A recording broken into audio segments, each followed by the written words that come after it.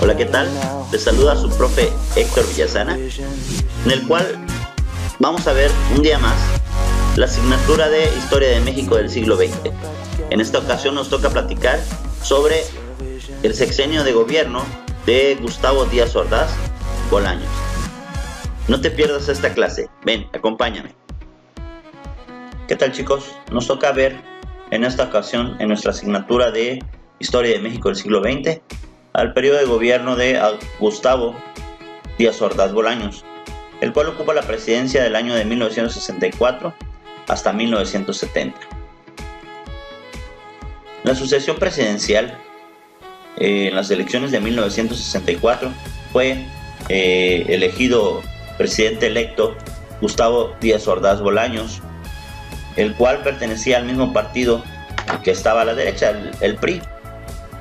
Su gabinete estuvo conformado por Antonio Rocha como procurador general, Fausto Acosta, su procurador, David Franco en la Dirección General de Averiguaciones Previas, Manuel Rosales Miranda como su procurador de justicia y Ramón Jiménez Delgado como jefe de la policía judicial. Entre tantas cosas que podemos platicar de Gustavo Díaz Ordaz, vamos a mencionar primero lo que eran las características de su gobierno, cómo fue su gobierno en general. Gustavo Díaz Ordaz estaba muy cerrado a la crítica y a la inconformidad. Él simplemente no comulgaba o no aceptaba que alguien le dijera que su gobierno lo que estaba haciendo estaba mal, y no aceptaba ni manifestaciones ni críticas. Enseguida había represión por ello. Su gobierno era un gobierno autoritario y déspota. Otra característica es que los jóvenes en ese momento estaban interesados en los contextos políticos y económicos del país, y esto suscitó a varios movimientos sociales y estudiantiles que ocurrieron en el periodo de gobierno. Su gobierno no se prestaba al diálogo, como ya habíamos comentado, era un gobierno autoritario y déspota.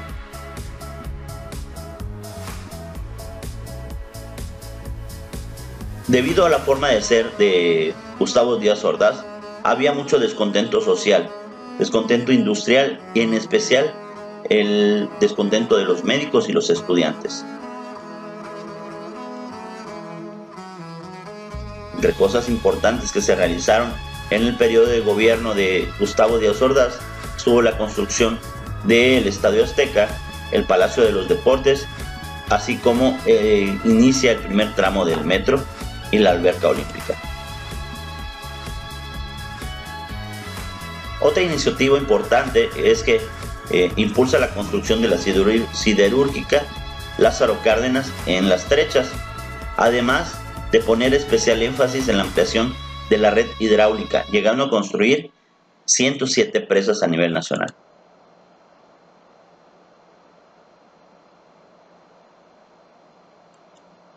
Con el trabajo realizado por Adolfo López Mateos en la promoción y la candidatura hacia el Mundial y los Juegos Olímpicos, se realizan los Juegos Olímpicos, o se hace la sede de los Juegos Olímpicos de México, los de las Olimpiadas de 1968 y el Mundial del Fútbol en 1970. Después de tanto descontento y movimientos y represiones sociales que hubieron en contra de estudiantes, él decide otorgar el voto, hacer una reforma para que las personas o los jóvenes de 18 años puedan elegir o participar en las elecciones. Promulgó una nueva ley de trabajo. En política internacional, recordemos que se inicia lo que es el Tratado de Tlatelolco en el sexenio de Adolfo López Mateos, pero fue en el sexenio de Díaz Ordaz cuando se firma el 12 de octubre de 1967. Movimiento de los médicos. Este se da a comienzos del 26 de noviembre de 1964. Hay un reclamo de pagos por los aguinaldos atrasados, principalmente a los médicos residentes. por todo este movimiento que se empieza a realizar, despiden a 206 médicos, por lo que se forma la Asociación Mexicana de Médicos Residentes, que comenzó a organizar paros por esta situación de los despidos injustificados, así como la falta de garantías a los residentes médicos. El 26 de este mismo mes ya abarcaban casi 40 hospitales entre el ISSSTE y el IMSS que estaban en paro, así como los movimientos ferrocarrileros que se vivían en ese entonces. Los médicos residentes piden elaborar un pliego petitorio. Entre ellos era solicitar la restitución sin represalias, revisión legal y cambiar de término al contrato beca con los siguientes ajustes. Entre ellos estaba lo que es aumentar los salarios de los médicos residentes, dependiendo de la antigüedad que tengan y el tipo de puesto que ocupaban. Si eran de primer año, de segundo año, entonces tenían una cantidad de sueldo que iba desde los 1,200 que estaban solicitando hasta los 4,000 pesos. Se les solicitaba que tuvieran preferencia para que pudieran ocupar las plazas base, que tuvieran participación activa en la elaboración de planes de programas para la enseñanza de los médicos. De igual manera, se pide una resolución satisfactoria de los problemas de cada hospital, lo cual todos estos movimientos fueron en vano, tanto movimiento, tanto paro, para que al final este señor, que era muy cerrado a la crítica, muy cerrado a la opinión, no hiciera caso de todo ello. Pero vamos a ver cómo sigue. Gustavo Díaz Ordaz toma la presidencia el 1 de diciembre de 1964. Ese mismo año y ese mismo mes, el 10 de diciembre, se van a paro los médicos residentes. Dialoga con ellos y el 15 de diciembre realizan levantar el paro, con la promesa de que se iba a hacer una revisión de todos estos puntos ya tratados. En marzo se da otro paro, ¿sí? Al cual ignora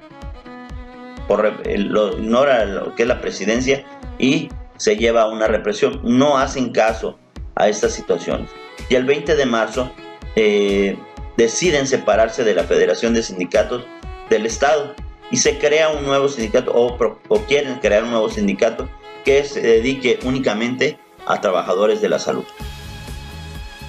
Al no haber respuesta satisfactoria de las peticiones de diciembre, se realizan otros paros y el 14 de agosto de ese mismo año se vuelven a ir a paro los médicos residentes y el 23 de agosto se unen médicos titulados. En lugar de realizar un diálogo para llegar a un acuerdo, el presidente toma las instalaciones hospitalarias y envía a personal médico militar a ocupar esos puestos. Los médicos que no estaban laborando fueron despedidos, por lo que la atención se daba directamente con doctores o médicos militares.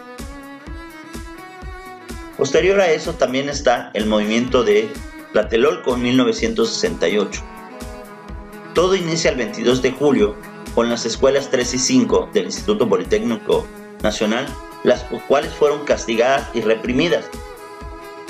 Para esto fueron enviados policías que entraron a la fuerza de las instalaciones, lo cual no le pareció a los estudiantes, y molesto por este tipo de represalias, el 26 de julio de ese mismo mes se convoca una manifestación, pero esta desafortunadamente se revuelve con otra manifestación que celebraban un aniversario más de la Revolución Cubana. Al ver toda esta situación, el gobierno envía a aplacar a los manifestantes y mete a la policía. En estas fechas, de igual manera, por parte de los estudiantes, se forma el Consejo Nacional de Huelga. Y el 27 de agosto, más de 200,000 estudiantes marchan, pero son desalojados por la policía. El 1 de septiembre de 1968 informa el gobierno su plan de trabajo, en el cual también rechaza todas las peticiones que habían hecho tanto estudiantes como médicos y trabajadores. Él dice que si hay si hay movimientos que se estén haciendo ahorita o manifestaciones, él tendrá que utilizar las Fuerzas Armadas para calmar o repeler todas esas manifestaciones. A él le preocupaba tener una mala cara en cuanto a nivel internacional, debido a que estaban próximas las Olimpiadas. El 13 de septiembre de 1968, los estudiantes realizan una manifestación en silencio sin obtener prueba o respuesta del gobierno. El 18 de septiembre ordena a los militares a ocupar el campus de la UNAM por el ejército. Estos detienen a muchos estudiantes, los golpean. Incluso el rector de la universidad, en contra de esta situación, renuncia porque no estaba de acuerdo con lo que estaba sucediendo.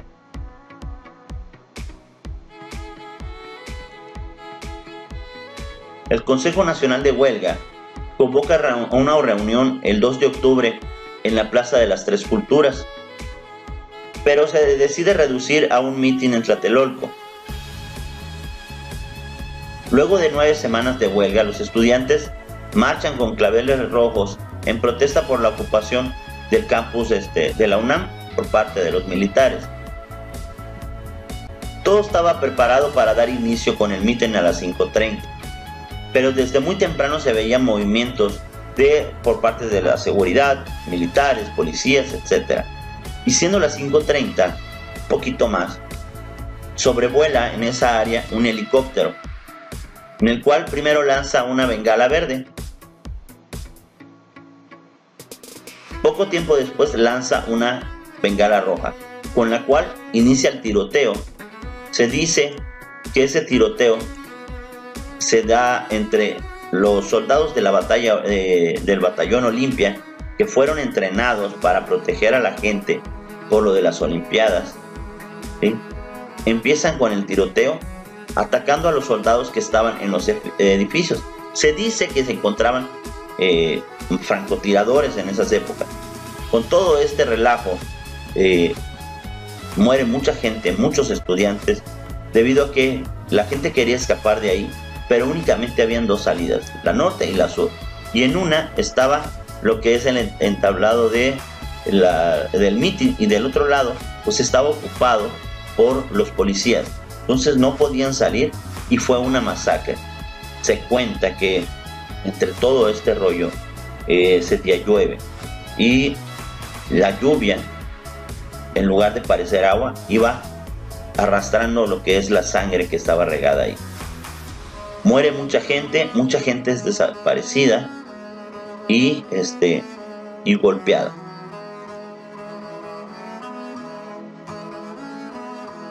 Diez días después se inauguran nuestros Juegos Olímpicos en 1968. Por parte del punto educativo, tuvo cosas muy buenas, como fue darle continuidad al plan 11 años iniciado en el sexenio de Adolfo López Mateos, en el que retoma la repartición de libros de texto gratuitos, debido a que el secretario de Educación fue el mismo que ocupó el cargo en el sexenio de Adolfo López Mateos, Agustín Gómez Delgadillo. Se aprovecha la tecnología y se inician las transmisiones de las clases de 4º a 6º grado de educación primaria, y con esto surge el proyecto de telesecundaria. De igual manera, se impulsa un servicio llamado orientación vocacional, en el cual ayudaría a los jóvenes a poder decidir ya hacia dónde ir en el nivel medio superior. Recuerden que ya se manejaban escuelas técnicas. Entonces, aquí era una facilidad para el estudiante poder elegir hacia dónde ir. Otro punto que tomó muy importante es que se crea el programa de adiestramiento para el manejo rápido de mano de obra. Se implementó la profesionalización docente. Por eso es que ahora a los docentes se les envía a capacitar a cursos, etc. Se crea la normal preescolar y la normal superior, quedando como básica lo que es la normal, el preescolar y la primaria. Por el aspecto económico, se registra un crecimiento económico. Esto gracias al proteccionismo por parte del gobierno, y expulsó a los extranjeros de nuestro país. Se retoma la política de la sustitución de importaciones, quiere decir que se empiezan a elaborar productos nacionales. Se fomenta el desarrollo económico promoviendo un plan agrario integral, desarrollándose también la industria rural e impulsando programas de irrigación. El modelo económico del desarrollo estabilizador estaba llegando a su fin, debido a que, a pesar de toda la situación que había habido durante este sexenio, donde hubo cierto crecimiento, al final ya la producción en México ya no era tan competitiva a nivel internacional, y esto empezaba a afectar a nivel internacional en cuanto a su vista económica. Actividad. Realizar una red conceptual del periodo de gobierno de Gustavo Díaz Ordaz Bolaños. Este se entrega en forma digital, en formato PDF. 2. En digital realiza un cuadro comparativo que se encuentra en la página 91 de tu material didáctico. 3. Responde al reporte de la lectura de los dos temas vistos últimamente, el periodo de López Mateos y el periodo de Díaz Ordaz Bolaños.